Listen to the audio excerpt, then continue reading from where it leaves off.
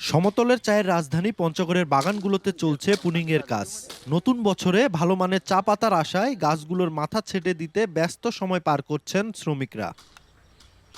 বাগান মালিক ও চা বোর্ড বলছে, গুণগত মান নিশ্চিত করতে টানা ২ মাস চা প্রক্রিয়াজাত কারখানা ও পাতা তোলা বন্ধ ঘোষণা করা হয়েছে।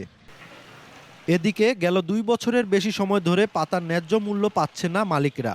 অন্যদিকে কারখানাগুলোর বিরুদ্ধে চোরাই প্রক্রিয়াজাত চা বিক্রির অভিযোগ। তবে প্রশাসন ও চা বোর্ডের উদ্যোগে নতুন স্বপ্ন দেখছেন বাগান মালিক সহ শ্রমিকরা। এটা আপনার ছাঁটাই করার 2 মাস, আরও 2 মাস সময় লাগবে। মার্চ মাসের দিকে পাতা আসবে। ছাঁটাই করলে চায়ের মানটা ভালো থাকে। আমাদের বাগানগুলো ছাঁটাই দিচ্ছি, প্রুনিং করছি, এবং প্রুনিং করতে গিয়ে আমাদের অনেক খরচ হচ্ছে।